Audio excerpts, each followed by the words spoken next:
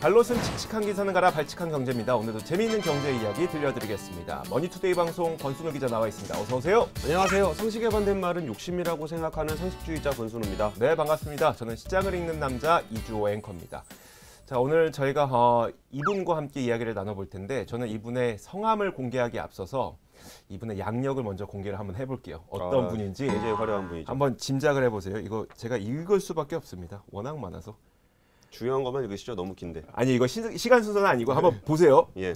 금융감독원 연금금융실실장, 금융감독원 복합금융감독국 국장, 차의과대학교 글로벌경영학과 조교수, 카이스트 기술경영학과 겸직교수, 도이체방크 서울지점 상무, 도이체방크 홍콩지점 상무, 바클레이즈은행 싱가포르 지점, 바클레이즈 캐피털 런던 지점, 삼성 SDS 수석보, 기아자동차 주임연구원.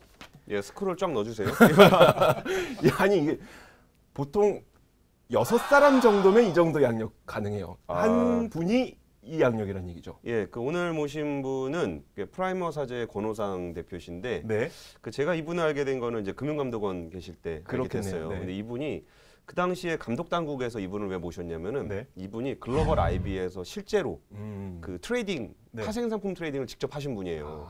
그래서 우리나라 감독원은 좀 너무 은행 중심으로 있다. 네. 그래서 전문가를 좀 모셔서 파생상품 시장의 감독을 좀 강화해야 되겠다고 해서 모셨는데, 그분이 내신 책이 또 있었는데 그게 또 엄청나게 히트를 쳤었어요. 뭔가요? 이제 파생상품 관련한 책인데 너무 쉽고 재밌게 써가지고 많은 분들의 어떤 교과서, 입문서처럼 읽혔었어요.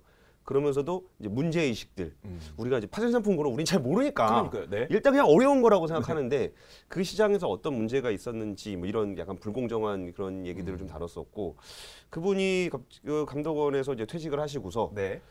갑자기 네. 난데없이 네. 그 젊디 젊은 스타트업을 키우겠다며 스타트업 업계로 뛰어드셔서 네. 그 얘기를 한번 여쭙고 싶어서 오늘 모셨습니다. 프라이머 사제의 권호상 대표님이십니다. 반갑습니다. 반갑습니다. 어서 오세요. 예.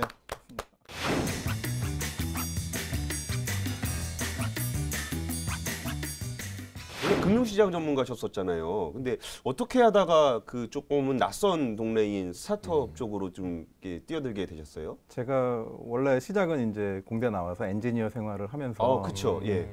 그래서 이제 벤처 캐피탈이라는 분야 자체에 대해서는 어떤 그 기술을 분야하고 금융이 합쳐지는 분야라는 호기심이 예전부터 있었었고요. 그렇지. 네, 벤처 캐피탈을 하려면 기술을 좀 알아야죠. 그렇죠. 예. 네. 그래서 이제 그런 뭐 여러 가지 가능성을 보면서 제가 이제 그 비즈니스 스쿨 프랑스의 인시아드라는 학교에서 MBA를 이제 마치고, 그게 언제쯤이었어요? 그게 연배로 따졌을 때 어느 정도? 지금부터 한 15년 전. 그러니까 예, 그 MBA에 가는 나이쯤은 굉장히 사실 늦은 나이에 갔었고요. 그리고 이제 오퍼를 받은 데가 전혀 예상하지 않았던 이제 투자은행의 그 파생상품 트레이딩하는 쪽으로 오퍼를 받으면서 생각지 않았던 이제 그 삶을 15년 동안 이제 살았던 것 같고, 이제 저도 작년에 이제 감독원 온 지 벌써 이제 5년째 돼가고 하면서 이제 제가 이제 50대를 넘어서고. 그래요? 굉장히 동안이시죠. 네. 그러네요. 저희 할아버지십니다. 제가 37대, 네, 저 36대. 같은 번? 네. 그래서 뭐 늦은 시점인데 뭘 하면은 좀 더 제가 의미 있는 일 할 수 있을까를 이제 고민을 하다가, 남들이 보기엔 말도 안 되게 늦은 나이긴 하지만 네. 저로서는 가장 또 이른 시점이라는 생각이 들어서 이쪽으로 이제 또 다시 뛰어들게 됐습니다. 저는 제일 궁금했던 게 혹시 지금까지 투자하셨던 스타트업 가운데 가장 인상 깊었던 스타트업이 있는지가 좀 궁금하거든요. 우리가 알 법한 기업이 있을까요? 예. 저희는 이제 회사가 생긴 지 작년 이제 7월 달에 생겨서 네. 그다음에 이제 투자 시작해 온 지 지금 한 5개월 정도 됩니다. 그래서 네. 이제 막 갓 시작하는 단계라 지금 뭐 어떤 이런 회사가 있다, 이런 스타트업이 있다고 말씀드리는 건 좀 아직은 시기가 좀 이른 것 같고요. 네네. 그리고 이제 저희가 지금 한 10개 정도 이제 벌써 투자를 해 왔는데 네. 다 깨물면 안 아프지 않은 그렇죠. 손가락에다 제가 그 중에 어느 하나를 찍는다는 네, 게, 네, 예, 이걸 나오네요. 또 나중에 볼 수도 있고. 그러면은 검지손가락 얘기해 주시죠. 제일 좋은 데가 아니고 그냥 검지손가락. 검지손가락. 예. 예, 저희가 투자했던 데 중에 제 개인적으로 좀 그 굉장히 흥미로웠던 데가 하나가 있어요. 네. 마인드 로직이라는 회사인데. 마인드 로직. 예, 마인드 로직이라는 회사인데 이름이 좀 심상치 않은데요. 그러니까요. 그 회사가 지향하고 있는, 지금 준비하고 있는 서비스는 이를테면 가상 남친 서비스입니다. 가상 남친이요? 예. 네, 네. 여친은 안 되고요. 여친은 제가 말렸고요. 하지 않는 게 낫겠다. 왠지 알 것 같아요. 예, 예. 테스트를 좀, 여친은 해봤더니 이게 자꾸 안 좋은 쪽으로 가는 경향이 있어서 그 여가부의 제재를 받을 수가 없으니까. 예. 그래서 이제 그 요즘 그 인공지능을 이용한 어떤 그런 이제 이른바 챗봇 같은 네네. 이제 것들이 많이 시도가 되고 있잖아요. 네. 근데 실제 지금 나와 있는 챗봇들 보면은 이제 그 인공지능의 여러 방식이 있는데 그 중에 이제 이른바 룰베이스라고 부르는 예. 그러니까 어떤 특정한 상황이 질문으로 들어오면 미리 준비된 대답을 이제 찾아서 하는 정답이 있는 네. 그렇죠. 예. 질문으로 돼 있고 지금 뭐 나와 있는 대부분의 그런 어떤 인공지능 스피커런들이 다 그런 방식으로 돼 있는데 이제 문제가 보면은 이제 그런 내가 답을 알고 싶은 질문을 던지는 거 말고 네. 예. 실제 이렇게 얘기를 나누고 싶은 정답이 없는 얘기를 나누고 그러니까 싶은 이게 쉽지 힐링하고 않아. 싶은, 이게 네. 말 안 통하는 남자는 그 키우는 개만도 못하다고. 이게 정해진 답만 얘기하는 남친 굉장히 불리하고 네, 네, 네. 곤란하거든요. 네, 그러니까요. 그래서 이쯤 그 두 명의 이제 창업자인데 둘 다 맥킨지에서 그 이제 컨설턴트로 일을 했던 이야. 이제 두 창업자가 나와서 네. 다른 방식의 어떤 그 이제 테크놀로지를 이용해서 그 챗봇을 이제 구성을 한 거예요. 그래서 실제 사람들이 대화를 나눴던 그 데이터를 이제 수십만 건을 확보를 네네. 해서 네. 그걸 가지고 이제 머신러닝을 시킨 겁니다. 그래서 음. 정답이 없는 상황에서도 뭔가 얘는 아무튼 그 엔진이 뭔가 답을 이렇게 만들어내는데 그게 이제 실제 해보면은 그 대화를 나눠본 실제 사람들의 반응이 얘는 진짜 기계가 아니고 뭔가 정말요? 이게 통제가 안 되는 사람이랑 톡톡 아. 튀는 사람이랑 대화를 하는 것 같다는 이제 그런 우와. 피드백들이 있어서 네, 네. 이제 그런 어떤 뭐랄까 이제 좀 더 소통하고 싶은 네. 그런 이제 욕구들이 있는 그런 사람들이 이제 정말 좋은 친구가 될 수 있지 않을까. 근데 네. 이게 보통 그런 거 있잖아요. 이게 뭐 먹고 싶어? 그러면 너 먹고 싶은 거라고 네네. 답변하고 개만도 못한다. 그래갖고 이제 그럼 내가 먹고 싶은 걸 고르면 그러면 안 되는 경우가 많잖아요. 그쵸, 그쵸. 그러면 와, 그 상황은 오히려 제가 그 챗봇한테 물어보고 네. 그 질문에 대한 답을 들고 가서 내가 여자인 척해서 아니요. 그러니까 이제 제가 그쵸, 그쵸. 그쵸. 예. 네. 그 저는 와이프니까 와이프가 그쵸. 그런 얘기를 물어볼 때 네네. 여기다 물어보고 그리고 나서 답변을 보내는 거지. 근데 너무 재밌는데 한 개만 더 해주시면 안 돼요? 그러니까요.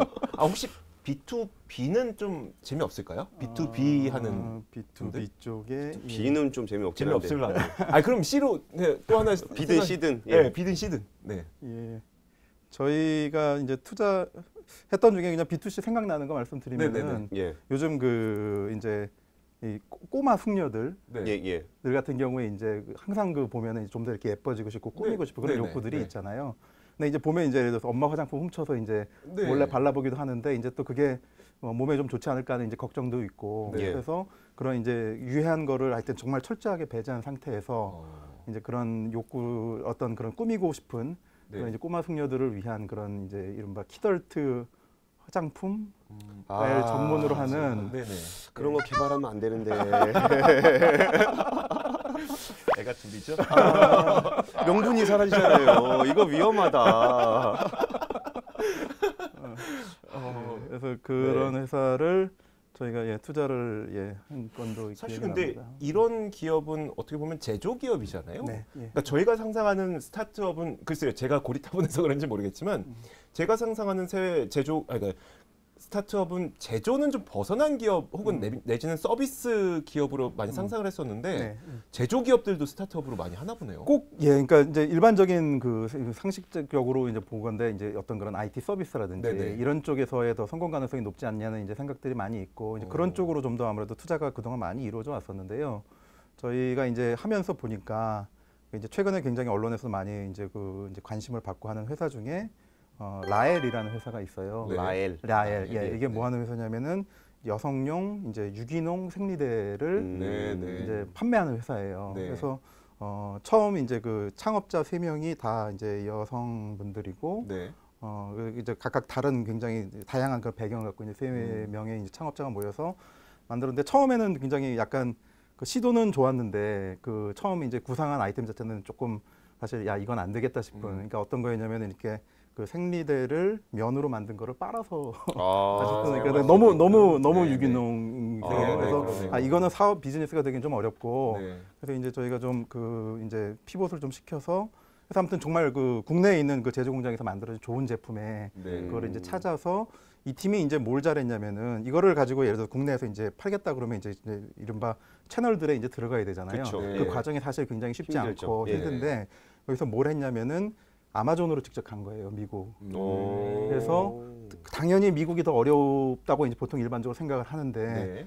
그거를 이제 어떤 그 마케팅이라든지 뭐 이런 부분을 굉장히 잘 준비를 해서 가서 했는데 이제 써보니까 반응이 이제 제품이 너무 좋고 네. 하면서 이제 아마존에서 이제 그 카테고리 내에서는 이제 이게 글로벌 넘버원이 돼 있는데 네. 그래서 이제 거기서 이제 관심을 갖다 보니까 거꾸로 이제 재미있는 일이 뭐 유럽이라든지 이런 데서 제품을 먼저 달라고 연락이 오고 국내에 있는 그런 이제 그런 유통 쪽에 이제 대기업들도 네. 이 회사 이제 작은 스타트업을 찾아와서 자기네들도 물건을 달라고 하면서 이제 관심을 많이 깔아서 최근에 이제 그 적지 않은 한 1,000억 원 가까운 회사 밸류로 이제 최근에 한 200억 가까이 투자도 받고 굉장히 잘 나오고 있어서 그런 것들을 보면서 아 이게 제조업이라고 해서 꼭 안 될 건 없다. 그러니까요. 어떤 적절한 그런 어떤 좀 더 그 잠재력이 큰 글로벌 시장을 목표로 하는 식의 그 저희가 또 워낙 제조업 쪽에 강점이 있고 네. 그것과 이제 적절한 그 좋은 마케팅이 잘 기획과 이런 것들을 만나면은 성공할 수 있겠다는 이제 실제 그런 케이스가 있어서 그런 쪽의 가능성을 사실 저희는 좀 많이 보고 있습니다. 최근에 그 영주 대장간 홈이라고 그게 뭐예요? 영주 그 경상도 영주에서 만든 대장간에서 만든 호미가 네. 아마존 1등. 아마존에 가가지고 이게 엄청 대박이 났다는 거 이만한 아니에요. 농기구가 없다며. 그러니까 이게 이렇게 각도가 네네. 이게 좀 그 대장장이의 손에 따라 이렇게 바뀌니까 네네. 그러면서 아마존에서 대박이 났다고 하던데 그런데 이게 진짜 수요가 확실한 물건 그러니까요. 같은 경우는 좀 더 넓은 시장에서 판매했을 때 훨씬 효과가 좀 있긴 하겠네요. 그러니까 우리나라 그리고 사실 제조는 네. 자기가 직접 안 하더라도 어느 정도 이제 스펙이 되면 그걸 해줄 수 있는 데들은 많이 OEM은 해줄 수 있는 데 많이 있잖아요. 그렇습니다. 네, 네. 그리고 우리나라 제조 기술도 워낙 뛰어나기도 그렇죠. 하고. 근데 저는 또 궁금한 게 어디서 그런 사람들이 있는지를 우리가 알 수가 없잖아. 그러니까요. 그러니까 그런 스타트업들을 좀 발굴하는 것도 굉장히 좀 중요한 업무일 텐데 어떻게 스타트업들을 좀 발굴을 하세요? 저희 같은 경우에는 이제 그 예전에는 벤처 캐피탈 회사만 있어서 네. 이제 벤처 캐피탈 회사가 투자를 하는 기준은 일단 제품이 나와서 매출이 나오고 있느냐. 그 전 단계에서는 사실 아직 아무것도 이제 증명된 게 없다고 해요. 사실은 아예 쳐다도 보지 않던 때가 있었죠. 이제 지금부터 네, 10몇 년 전에. 예. 근데 이제 그 2005년에 미국에서 이제 Y 컴비네이터라는 이제 엑셀러레이터라는 게 이제 처음 생겨났어요. 개념이, 예, 네. 그게 뭐냐면은 실제 이제 본인이 창업을 해서 회사를 이제 잘 팔고 이제 적지 않은 이제 개인 재산을 가진 상태에서 이제 평생 이른바 놀고 먹어도 되는 거죠. 이제, 네, 네. 얼른 이제 밀리 이른 나이에 이제 은퇴를 해도 되는 시점인데 이렇게 이제 그냥 놀기보다는 뭔가 의미 있는 일을 하고 싶다는 생각하에 뭘 할까 생각하다가 이제 자기 같은 경험을 이제 갖기를 원하는 그 후배 창업자들을 위해서 자기가 경험한 거를 이제 다시 전수를 해줘야겠다. 네. 이런 생각하에 이제 엑셀러레이터라는 게 만들어졌고요. 그래서 이제 그 모델을 보고 저희 이제 그 프라이머 사제 같이 지금 이제 공동 대표로 계신 그 권도균 대표님이라는 분이 계세요. 네, 네. 예. 이분이 이제 2010년에 이제 프라이머라는 한국의 어떤 최초의 그런 이제 그 엑셀러레이터를 만들어서 거기가 저 이니시스 이니시스를 창업하신 그래서 수천억 정도. 뭐 네. 적지 그래서 않다고 이제 KG 쪽에다가 나중에 매각을 하면서 이제 그 자산을 예. 불렸던. 그래서 지금 이제 10년째 그 프라이머가 이제 한국에서는 엑셀러레이터로서 네. 지금 활동을 해오면서 이제 총 14기에서 이제 배치라고 해서 네. 3개월 동안 이제 그 육성하는 기간이 있습니다. 그래서 이제 네. 공식적인 그 프로그램을 거치고 나오면 이제 마지막에 데모데이라는 이름 하에 그 저희가 육성한 그 스타트업들을 이제 투자자들 앞에 이제 선을 보이는 그런 이제 장을 마련을 해주고요. 네. 그래서 이제 그게 투자로 연결이 되기도 하고 이제 그래서 그렇게 지금 육성된 회사들이 이제 170개가 지금 넘어갑니다. 그래서 이제 그거 자체가 또 이제 그 정도 이 기간과 이제 회사들이 쌓이다 보니까 네. 자기들끼리 또 이제 그 어떤 그 커뮤니티랄까 이 네트워크 형성이 되면서 네, 네. 그 스타트업들끼리 서로 또 뭐 비즈니스 이제 협력 관계를 만들기도 하고 그래서 이제 서로 굉장히 이제 그 풍성하게 잘 커가는 이제 그런 것들을 와. 해오고 있습니다. 그래서 저희 같은 경우에 이제 그 프라이머에서 이제 잘 성장하는 그런 회사들을 이제 좀 미리 이렇게 잘 살펴보고 있다가 투자를 하기도 하고요.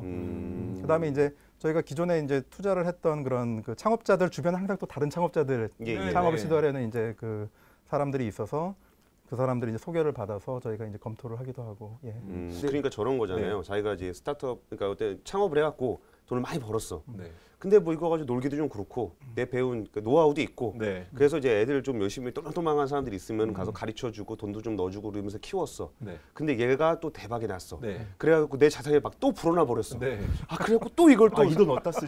또 늘려. 그러니까 이게 뭐 피터 틸이나 이런 네네. 사람들이 뭐 그 뭐죠 학교 같은 것도 뭐 만들고 그러잖아요. 네. 그리고서 결국은 이제 너무나 큰 부자가 돼가지고 이제 어찌할 바를 몰라서 해외까지 나가서 막 네네. 하는 분들도 계시고 하는 것 같은데 어쨌든 그런 문화가 저는 굉장히 많이 변한 것 같아요. 옛날에 벤처 캐피탈이라 그러면은 거의 뭐 저 왕이었죠. 이렇게 앉아갖고 이렇게 있으면은 이렇게 서류 갖고 오면 매출 얼마 나오냐? 그러면서 이렇게 장부 네네. 줘봐라. 그러면 저희가 아직 장부 쓸 줄 몰라서요. 그러면 그러면 안 되고 약간 이런 식이었거든요. 그리고 네. 이제 야 이건 이러면 안 된다, 저건 저러면 안 된다 그러면서 이게 이른바 이제 갑질.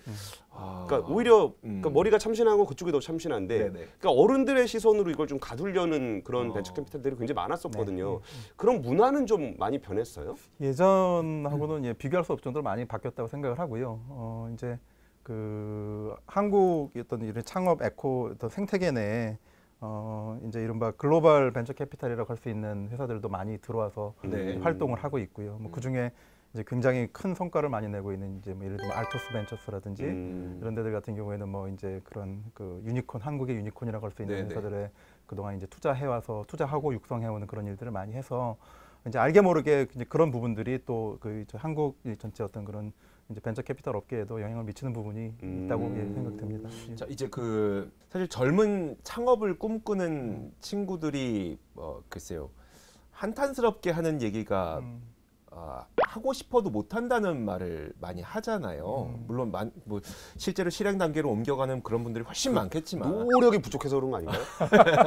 그러니까 그걸 좀 여쭤보고 싶었던 거예요. 네. 그러니까 그 말에 대해서 어떻게 생각하세요? 그러니까 약간 마음가짐의 문제인 것 같아요. 그러니까 예전에 예를 들어서 사업이라는 네네. 사업이라는 말로 하면 이제 다분 어르신들 같은 경우 이제 집안 폐가 망신하려면 그쵸. 사업을 네. 해라 이런 네. 거지. 그 왜 그런 얘기가 나오냐면은 사업이라는 거는 당연히 빚을 지고 하는 거다라는 이제 생각이 예전에 있었던 것 같아요. 네. 그러니까 장치 중심적이고 예. 뭔가 이게 그 자본을 들여서 이제 확보를 해야 되는데 그렇죠. 네. 그 아까 냉장고 이런 거. 뭐 이를테면 네. 그래서 없다 보니까 뭐 이제 유일하게 받을 수 있는 부분이 이제 은행 대출이라든지 네. 이런 걸 해서 잘 되면 부모 좋은데. 대출. 폐가망신의 지름길 닦면서 연대보증 뭐 이런, 예, 이런 예. 것들. 근데 이제 그런 방식은 굉장히 위험하다고 저는 생각을 하고요. 근데 요즘 이제 벤처 캐피탈들이나 이제 엑셀러레이터들을 통해서 이제 어떤 새로운 회사 스타트업을 시작할 때는 사실 그런 대출 같은 건 상상하기 어렵고 정말 좋은 아이디어, 그다음에 이제 가능성, 그다음에 이제 그런 것들을 보고 이를테면 이제 지분 투자를 하는 거죠. 그래서 회사가 처음 그래서 지금 갖고 있는 이제 하나의 어떤 가설이 있는데 이런 부분에서의 현재 지금 사람들이 느끼고 있는 불편함이 있다. 이 네. 문제를 해결할 수 있는 방법으로서 이제 뭐 비즈니스 모델이 될 수도 있고 아니면 뭐 테크놀로지가 될 수도 있고 이런 걸 통해서 문제를 해결하게 되면 그걸 통해서 이제 비즈니스는 커질 거다라는 가설을 네. 검증하기 위한 이제 하나하나의 이제 절차들을 밟아 나가는 문제인 것 같아요. 그래서 그거를 작게 검증해 보는데 사실 그렇게 많은 그런 돈이 필요한 건 아닌 거거든요. 그래서 그 돈은 이제 좋은 아이디어만 있다면 사실 그거를 얼마든지 지원하겠다는 벤처 캐피탈이나 엑셀러레이터들은 이미 충분히 많이 있다고 생각이 돼요. 그래서 그런 걸 최대한 활용을 해서 그래서 이제 두들겨 봤는데 이제 저희가 쓰는 용어로 있어요. 사람 2명과 파워포인트 10장 있는 경우도 회사라고 저희는 이제 부르거든요. 그래요. 그냥 정말 우리 하나 만들어 볼까요? 내일 하시죠. 내일. 근데 우리는 아이디어가 없잖아. 그러니까. 문과 안 돼. 그래서 정말 그 상태에서 이제 저희를 찾아오는 경우도 있어요. 그럼 저희는 이제 가능성을 보죠. 그래서 이제 보고 심지어 그런 단계에서도 이제 저희가 투자를 결정하기도 하는 경우들이 실제로 종종 왕왕 벌어지고요. 근데 이제 그렇게 여러 군데의 어떤 벤처 캐피탈 회사나 이제 엑셀러레이터를 이제 문을 두들겨 봤는데 아직 그 응답이 없다 그러면 아직은 좀 더 그 아이디어 자체를 파워포인트 10장을 좀 더 아이디어가 부족한 것일 갈고 수도 닦을 있다. 갈고 닦을 수 있는 여지가 있다. 한국하고 미국의 어떤 스타트업 문화 차이는 좀 어떻게 보세요? 이제 미국의 그 실리콘밸리가 아무래도 이제 그런 이제 그 창업과 스타트업들의 이제 어떤 뭐 요람이라고 할 수 있는 네네. 그런 얘기도 있더라고요. 그러니까 실리콘밸리 자체가 하나의 커다란 회사나 다름이 없다.